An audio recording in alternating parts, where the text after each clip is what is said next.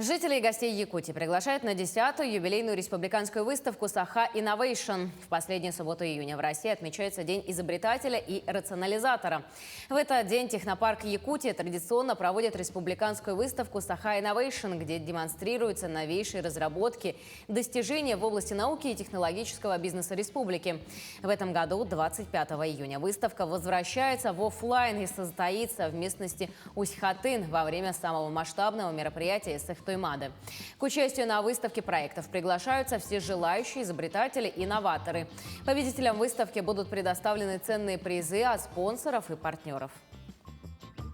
Мы в последние 2 года проводили выставку онлайн, из-за пандемии. В этом году мы выходим в офлайн и готовимся очень, скажем так, лучше к этой выставке.